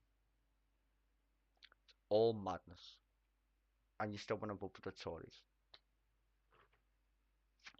I don't know. Anyway, poor lady. I'm pretty sure she's smart. Okay, Richard just said something that I don't believe, but I'm gonna say thank you. He would rather live here than the USA. To be fair, won't lie, I would too. But that doesn't excuse the fact that we have the shittest government in my entire lifetime. Like, honestly, if you ask me right, honestly, on a blind taste test, who would you rather have in power? Rishi Sunak or Margaret Thatcher? No jokes. I know people are going to find this very shocking. Give me Margaret Thatcher any day of the week. 1, she was competent. 2, she knew what she was doing. Do I agree with her policies? Fuck no, as you can tell. But did she actually get shit done? Yes, she did. Just saying. I would rather have Margaret Thatcher any day of the week than these fucking incompetent fucking clowns who pretend to be conservatives. They're not even conservatives. They're just not. They're fucking useless. Fucking useless. I'm gonna shut up now. I need to take a breath. More beer and ganja. Let's see what this lady says. Pretty sure she's gonna be on the money though. Illusionist. Even though I've been investing money into a LISA. Into a lifetime ISA you're talking ISA, about, yeah. Okay, and that woman next to you, I think you had your hand up, did you? Or did you not? And you're looking terrified that I'm looking at you. All right, let's sit. Yes, the man there in the black jacket and the white shirt. Yes, thank you. I actually work in the housing sector in terms of housing planning delivery, and what I'd say are a couple of things that are shocking. First of all, the Prime Minister hasn't put housing in his top 5 priorities. That's shocking, given it's a national crisis. And then the move by the 70 backbenchers to remove the housing targets, the local housing targets, has decimated the progression of local plans that are the sort of cement to determine where housing should be delivered. That is shocking. And unless there is effectively a cross-party political agreement on actually determining maybe regional housing targets, which then everyone can agree upon to start seeing housing delivery happen, we are going to be in this impasse. And that's for all tenures of homes that this country needs. Yeah. So we need more consensus across the political spectrum to get housing delivered. Richard, you just want to answer those points quickly. I feel like there's been a lot of points, and I will try and do them justice. So first of all, I do agree that this is a huge priority, and we absolutely want to get houses built for young people like Kyle. But the gentleman there saying it's not on you want the me Prime to Minister's answer 5 that priority. Well, I'm just saying, you're saying... No, in fairness, I'm just saying you say it's a huge priority. The gentleman there pointing out it's not one of the Prime Minister's 5 priorities. Drop the housing target. Well, I think we can all argue about the priorities that the Prime Minister has, But at the end of the day, he's got to have some priorities. And if we're getting the economy growing, if we're getting wages up, if we're dealing with inflation, those are the things that are going to put more money in people's pockets and help them to buy a house. What I would observe, actually, is we're here in London. The responsibility for housing is devolved to the Labour Mayor of London. He has a lot of levers that he can pull in terms of where he's building houses, how affordable they are, and what types of houses he are building. So I think we need to sort of look at what local areas are doing. But I want to just say to Kyle, this is an absolutely vital priority. I am the housing minister. It is what I am focused on. Just a couple of things I'd like to put into the mix. We are going to do a renters reform bill. That's coming very soon because I think Lisa's absolutely right about the Section 21 no-fault evictions. We will be abolishing those. That's a manifesto commitment that we stood on, and we will be doing it. But I think we are also looking at many years of governments, let's be honest about this, that haven't built enough houses. Labour had a woeful record when they were in government. Far better record than you. They built 185,000 a year. No. You built less houses than since the 1920s. You had an absolutely shocking record. That is factually incorrect. Can I just make my point? And then you can come back. Okay, Lisa, let her make a point and then you can I move on. have got facts. I don't want to sort of get into that. You had a very poor... I know, we like facts on this programme, Rachel, very much we like facts. By all means, let's hear your facts, of course. OK, the Labour governments, they built the lowest number of houses since the 1920s. Labour in Wales last year built just 5,000 houses, Labour-run Wales. Let her finish and then you can come back. We have now got house building up to its highest record. We had something like 240,000 houses built last year. It has taken us this long to recover from Labour's financial crash. Like, for real, like, listen, my rants, see, people go, why do you rant over your videos? Because I literally have to listen to this fucking nonsense. That's why. I have to listen to this fucking batshit crazy fucking nonsense behind my computer. People go, I shout at the TV. Well, welcome to YouTube, because I can literally press the fucking button and you can hear me fucking ranting. I can't believe this is real. Even the audience in fucking Question Time goes, oh my, who the fuck voted for this fucking idiot? Like, honestly, who? What brain dead fucking weirdo voted for these fucking people? You know what the funniest thing is? Literally though, I can't believe that I'm a fucking nerd and these fucking idiots have jobs that literally pay them. But how much do these fucking idiots get paid? 80 grand a fucking year? 80 fucking grand, 85 grand. For what? Can someone explain what they do for 80 grand a year? Seriously? What the fucking actual fuck? Did you just listen to the entire audience go, are you having a... They literally just, like, with a collective laugh, which was a sigh at the same time. Are you fucking taking the piss? Some fucking stupid fucking cunts voted with this idiot. 85 grand a year, ladies and gentlemen. That's where your taxpayers' fucking money goes. Instead of the nurses, or the post office people, or the fucking, teachers. All the people who were on strike. Go on strike, please. Fucking stay there.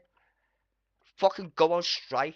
These fucking useless fucking cunts gonna run a piss up in a fucking brewery and she gets paid 85 grand a fucking year.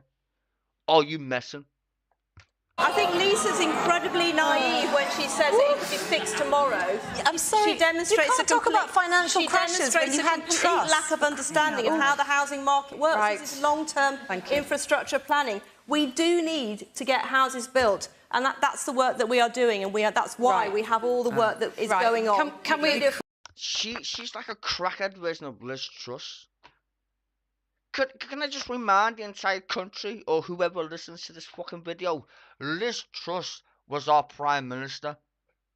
Do you know how much she cost the country? 40 billion quid. With a stroke of a pen. 40 billion. 40 of them. That beautiful woman said billionaires. You couldn't count to a billion. The black lady, beautiful black lady, she said it, and the other guy as well. Wow, you cost the country 40 billion quid, and you know what? Nobody voted for Liz Truss. Nobody. And don't say, well, some people did. No, that's not how democracy works. The Tory party is mad when it comes to elections. I should actually make a video on this because people think democracy is some shiny thing. Let's think about how democracy works in the United Kingdom. Think about it. No, honestly, think about it. How many prime ministers have we had? And we've had no election. None. The only time we voted for the prime minister, technically speaking, was Boris Johnson. And the only reason why that fucking buffoon of a man was elected is because we live in a country, I'm sorry to point this out to you, is xenophobic. And if you don't believe me, 87% of the United Kingdom is white. I know you don't like them facts, but that's actually true. So we're not being invaded by small people on boats, even though house niggers would convince you otherwise. And yes, I did say the word nigger on the internet. The only people who get offended by the word nigger are white people. I've been called nigger so many times. Just saying. Not by black people though. Because if a black person calls me nigger, they don't want to lynch me or any strange shit. It's a term of endearment. White person calls you a nigger, you should probably run away as fast as you possibly can. Right. But these clowns would convince you otherwise. Like the fact that housing is a thing that the Tories, no, they just fuck off, fuck off, fuck off. Please, for the love of God, fuck off, fuck off. I can't cope. Question time is one of these things where you just like you get triggered. Clearly I get triggered. Hence why I'm talking. Fucking annoys me. 80 fucking grand a year. Who the fuck voted for this bitch? That's what I want to know. Like, imagine her being a fucking she is a politician. I was gonna say imagine. No, she literally is real. Fucking hell, that's depressing. But imagine how stupid you have to be to vote for her. It's like it reminds me of people who tell me they like Trump. Why? Well, you could just say it's because he's a racist fucking cunt. But they like to espouse some other bullshit. Same thing with Boris Johnson. That's why Boris Johnson won an election because he's fucking a racist. People don't like to say that word, but it's true. I'll give you a good example of why I think that is the case, even though I predicted Brexit and the fucking Red Wall bullshit. I predicted it all on my other channel. Yeah, I was gonna say you can go check, but you can't anymore because fucking YouTube deleted my channel. Donald Trump and people like them, and Boris Johnson, xenophobics, vote for these people. Is Britain a good country? Do I think Britain's a nice country? Yes. Do I think it's full of racists? Fucking yes. I live in Liverpool. I just do. I can literally point to a street in Liverpool. You don't cross that street if you're black. I'm just saying. You will never go down there. We used to call, well, it's still called Millie Moonheads.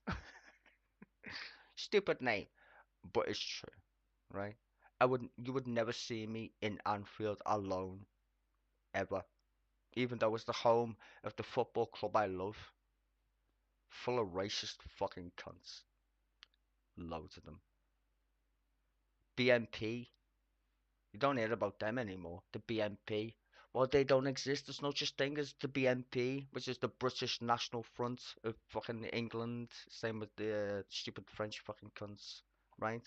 You don't hear them anymore because they all vote for Nigel Farage and his little clique, or what's Britain First. It's all the same shit. Make America great again. I mean, just if you put that slogan in context of grammatics anyway, it's fucking broken. But it's the idea. It's the exact same thing as Goebbels from Germany.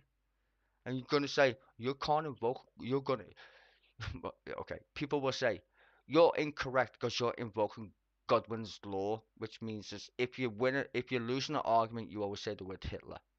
That's true, I guess, but not when it's actually factually correct. When you literally are like fucking Hitler. We've got a government that is so fucking retarded.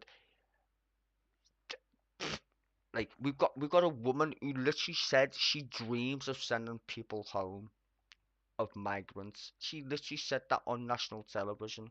I dream of sending migrants home. First of all, one, that's a lie because I don't remember anybody remembers their dreams unless it's really mad.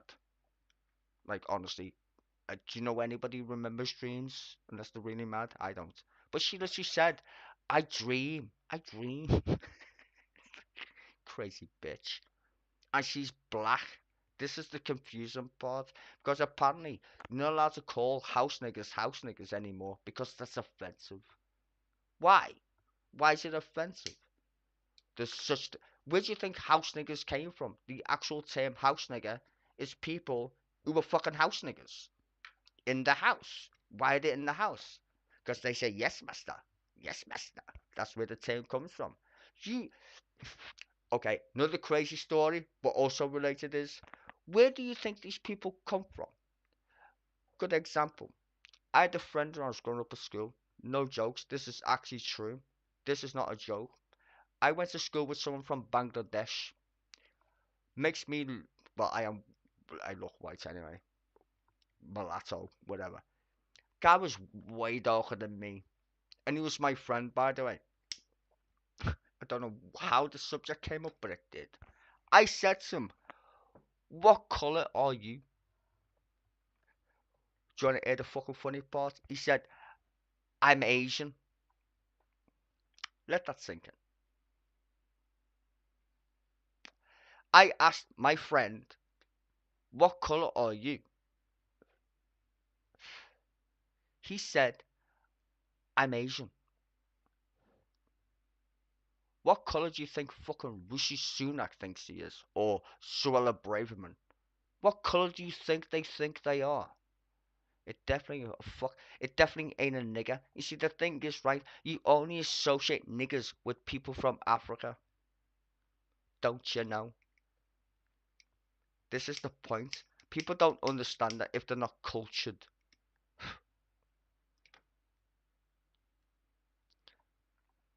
You know, just like literally little things like that help if you understand politics. Why do we have token fucking black people in our government? Same with fucking President Obama, right? Everyone clapped.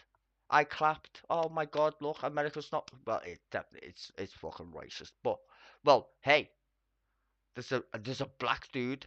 He killed more people than George W. Bush with his fucking drones. You get what I'm saying? So no, and he won a Nobel Peace Prize, which is fucking annoying. Nobel Peace Prize. I'm just saying this. Optics. It's all about optics, right? Labour Party's never had a woman Prime Minister. That's true. But they haven't been in power long enough to have a fucking Prime Minister anyway. The vast majority of the government who's been elected in the United Kingdom has been Conservatives. Vast majority. If you look up the statistics of the government versus the government. Now, here's the problem. Well, it's not a problem, it's a fact. I don't know if you know this, but the woman of the house, or leader of the house, not the Conservative dude, not against him, but the woman of the house, it's a strange title, is Harriet Harman, right?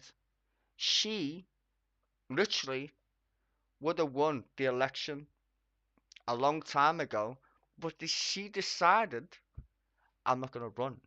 She was the most popular politician at the time, which begs belief. Why didn't she run for office? She literally let Ed Miliband and his stupid twin brother, David, who's a fucking robot, just like his brother. You can lose the next election. Harry Harmon would have wiped the fucking floor with David fucking Cameron. Wiped the floor with him. But no, she decided, fuck that shit, don't care. And you wonder why that is. Oh, by the way, tidbit. Tony Blair's name in Parliament was Plan B. That was his nick. That's literally his nickname. Plan B. Wonder why that is. Affordable homes programme. Can we just delivering houses for young people? Can I Right, just Lisa, quickly briefly respond, 'cause I bring must this bring Camilla in. debate back to reality? I started out life working for a charity called Centrepoint, working with young homeless teenagers on the streets of London at a time when the last Labour government was at the beginning of eradicating rough sleeping in this country. During that time, we built 185,000 homes on average a year. Over the intervening decade, after the Conservatives and the Coalition came to power, that plummeted by 20,000 homes a year on average. And you want to talk about Sadiq Khan? Sadiq Khan has built 36,000 homes a year, But they're all 10,000 complaining they more can't than his afford them. predecessor, No one can Boris afford them. Johnson. He smashed records on building council properties and affordable homes. More council housing built on his tenure since the 1970s. And the truth is this, the reason that the housing situation for most people in this country is absolutely dire is because of this Conservative government. It's not. And there you go. That again, I'm just like, I'm going to point it out. It's not this government. It's not. I mean, I wish that was true. I wish that was true. I would agree. I'd be like, yay! Vote Labour. That's not true though, is it? I just told you the fucking problem. We haven't built, even under Labour, we haven't built houses. At all. For people who can fucking literally pay rent. And the rent can be controlled by the government. The problem is everybody's obsessed with buying houses. Therein lies the issue. Stop thinking about buying houses, you fucking cunts. Jesus Christ. The politicians are obsessed with buying houses for some fucking reason. Because they've got one, apparently. Or many. How many fucking houses do politicians have? Like 10? And ducks and ponds and expenses. Imagine claiming expenses when you earn 80 grand a year. Fucking dirty, rotten bastards. Dirty, thieving bastards. Imagine a TV show once upon a time. Rest in peace. If you know, you know.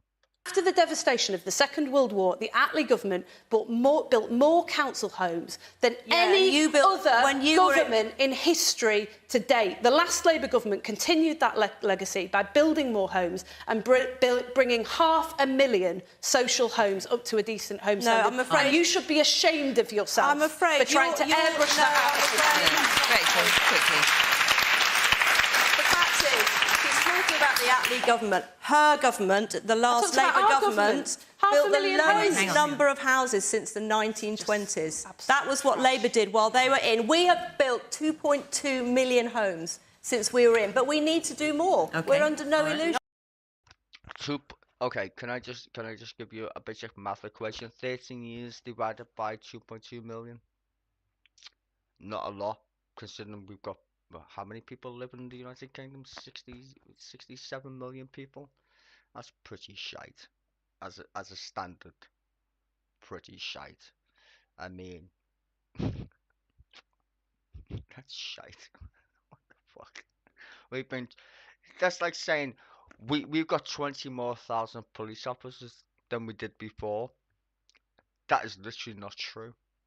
It just isn't.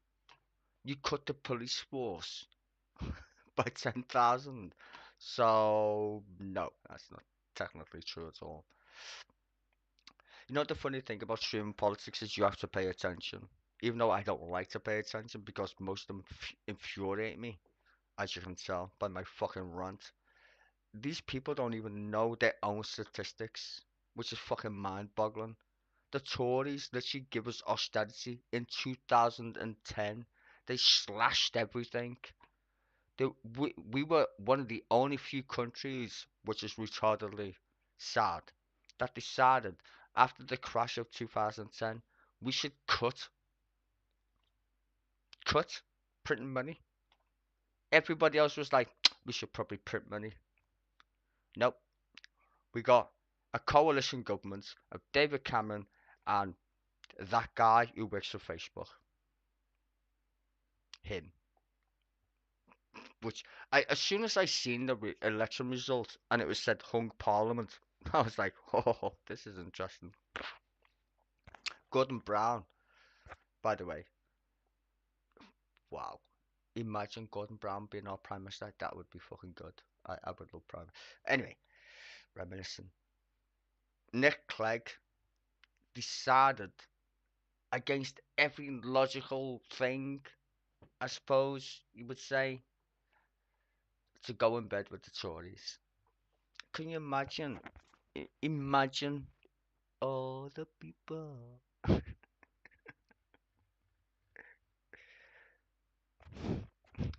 I'm trying not to fall on the floor laughing at the fact that I'm going to say this. The Liberal Democrats, when I was growing up, they in their manifesto wanted to legalise cannabis, and then we got Nick Clegg. I mean, just say. Okay, taking the politics out of this, everyone on the panel and in the audience seems to agree that we should be... You're not allowed to laugh, Stuart. I was going to say Golden Brown, but we all know what that song's about, don't we? And if you don't, look her up. Texture like sunshine. Building more housing. I think what's been interesting about people's attitudes towards housing is we may have left the era of NIMBYism, because quite a lot of people you might associate with being NIMBY, not in my backyard, might be older Conservative voters who are now becoming more YIMBY because, as Kyle pointed out, they want their children and their grandchildren to be able to live near them in perhaps their better off areas and leafy shires. There's a number of practical problems here as well, which we were discussing earlier. For instance, this situation where developers get planning permission to build developments, and then they're able to sit on these planning permissions for years and years and years, so nothing gets done. What they're doing by that is they're hoping that the price of this land goes up so they can then sell it to others. There is also this issue of people buying properties off plan in other countries, as the gentleman pointed out up there, and never actually living in them. Having said that, I will give the government some credit. One good thing that they have done on housing is to give people who have got leasehold and freehold properties a bit more control. We've had a situation that has bubbled up over the course of recent decades where particularly people in leasehold properties keep on getting done over by the management agents asking them for ever higher ground rents and all the rest of it. Leasehold. I think we should. Yeah, we should. But isn't Michael Gove suggesting... To be fair, Lisa, I think Michael Gove has advocated that. For 13 years. Right, OK. Well, did you advocate it? Where is it? Did Labour advocate it under Tony Blair? Because I don't remember that policy. I've worked in housing for a decade before I came into Parliament. I can tell you that I've been advocating it all that time. But the last Labour administration, to be fair, the last Labour administration didn't do anything about the next Labour government will. That's how this problem started. Shots fired. I like the way, to be fair, I like the way Lisa and Andy went, yeah, for 10 years. I've been doing this shit and I've advocated it. And then she, at the end, she like shots fired. She was like, "Oh no, we'll fucking do it." I hope so. I just hope, honestly. Like, I'm a very cynical guy, as you can tell. I just fucking hate the Tories. I'm just tired. I'm literally tired of the Tories. I think Britain is the. To be fair, right, I've been saying this for a while. If you know me on my other channel, which used to be the same name, I've always been saying this, right? And even now, we're living in the 80s when it comes to British politics. We literally are. I think the British public are fucking fed up with the Tories. It's not that we don't... Oh, I don't know. Anyway, we're fed up. And it's going to be... Basically, Keir Starmer's going to be the next Prime Minister. Get ready for it. And they're going to get destroyed in the local elections. And I'm going to fucking enjoy every fucking moment of it. Even Tories right now hate Tories. like literally. First of all, they can't stand the fact there's a black guy in office. He's Rishi. They can't even pronounce his name. Neither can I, to be fair. Rishi Sunak, right? They can't stand that because they wanted Liz Truss.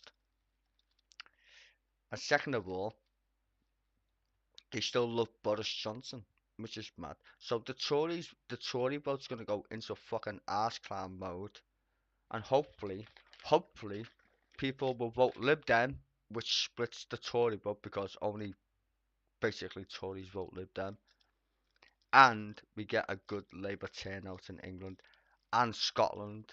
I don't know, people don't understand. Scotland's very important. Hopefully we will get some seats in Scotland and fucking crush these fucking Tory bastards and get them out. I'm gonna tell you honestly, if come the next election and the Tories are in power, I'm emigrating. I'm fucking leaving the country. I couldn't cope anymore with this retarded shit. Right. We could talk about housing sometime because we are in Greater London after all, and it's a big issue here. There is another question that quite a few of you asked, and I want to try and fit it in. So let's hear from James Anderson. When, as a minister, is pushing for results a push too far? So, James, I assume you're referring to the resignation of the Justice Secretary, Dominic Raab, this week. He was investigated for bullying.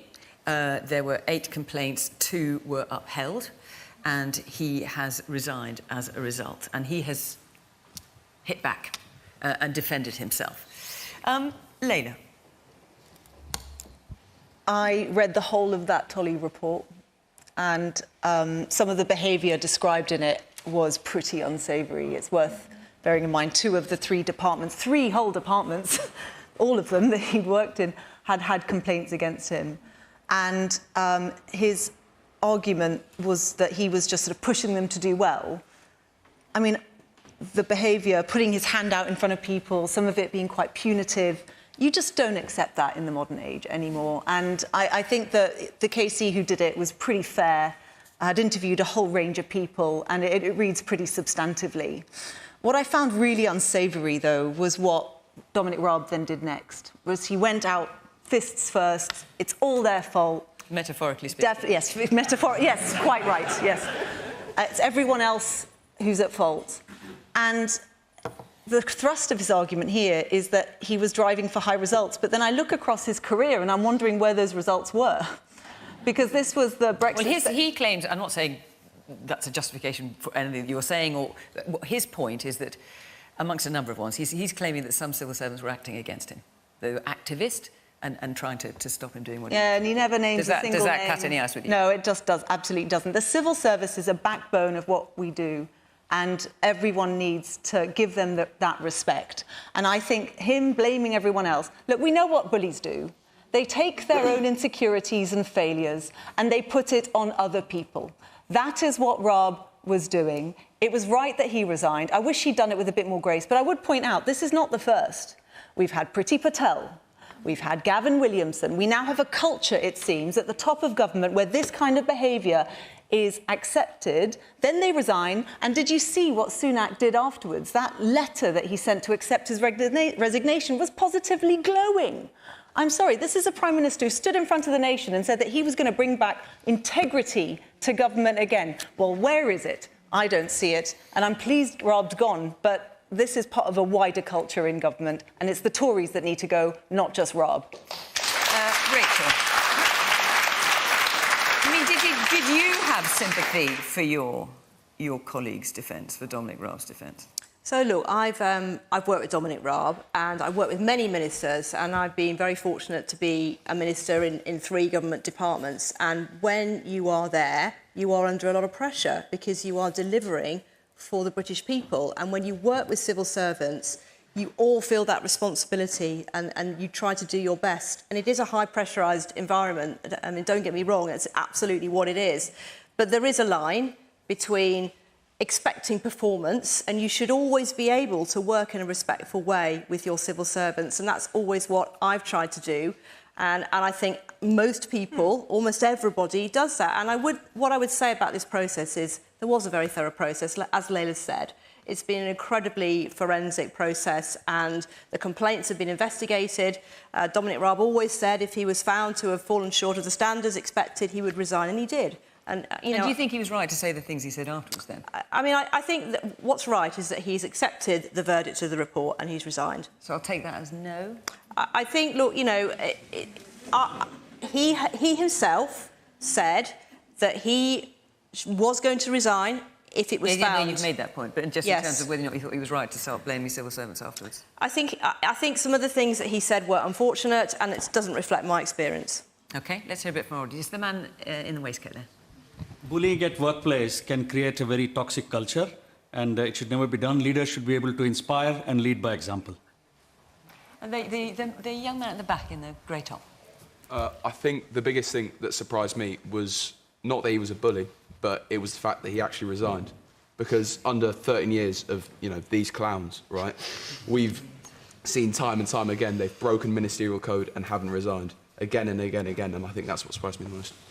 I just want to point out, as I do rather tediously, I'm sure, every week pretty much, or on many weeks anyway, that because Question Time reflects the broad electoral map of the country as it voted the last general election, we have got more people in this audience that voted Conservative in 2019 than for any other single party. They're not the majority of the audience, but more people voted Conservative than for any other party. Does anyone want to stick up for Dominic Raab?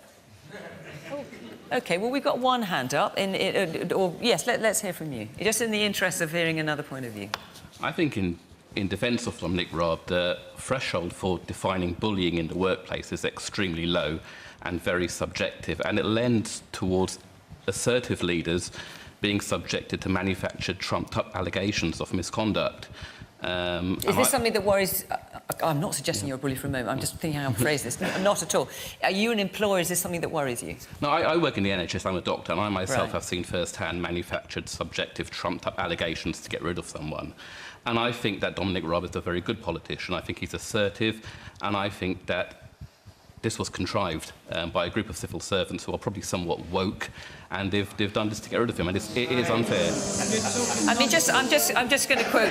I'll just quote the KC, and there's a number of. I mean, I could pick out a few, but he says Dominic Raab acted in a way which was intimidating, unreasonably, and persistently aggressive. His conduct involved an abuse or misuse of a power in a way that undermines or humiliates. That's what the KC found, certainly in at least one of the cases.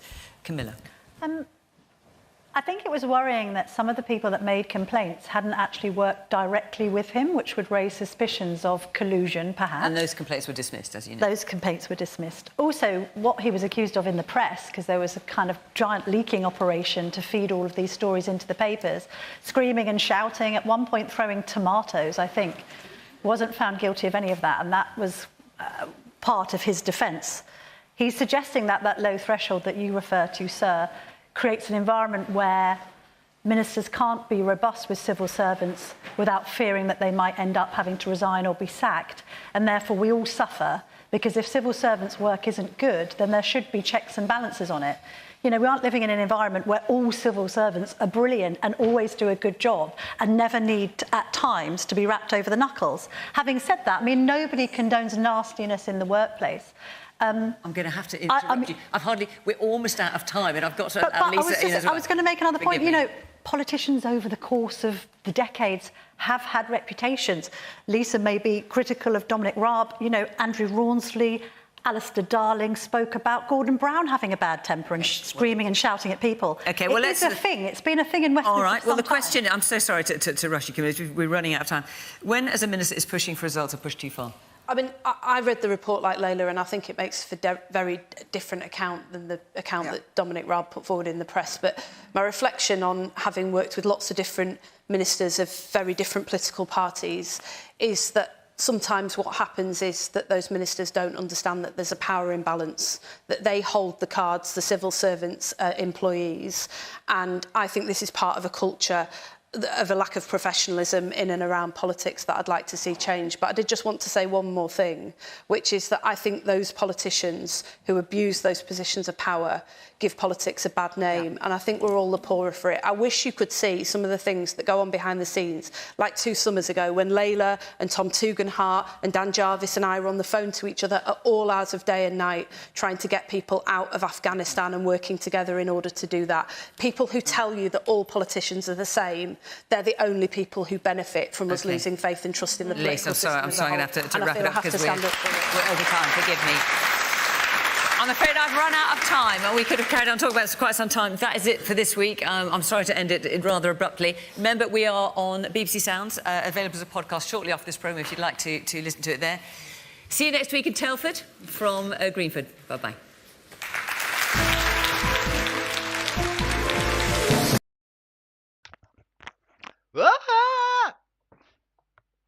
For all the people who expected a normal question time, I'm sorry. I really do. I apologize. Not because I give a fuck. I just...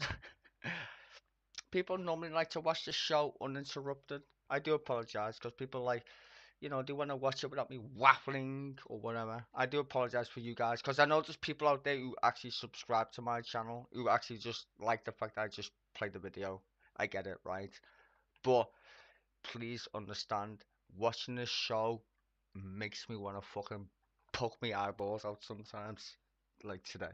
So hopefully next time it won't make me triggered. I don't know. You know me, guys. You know me. Fucking hell.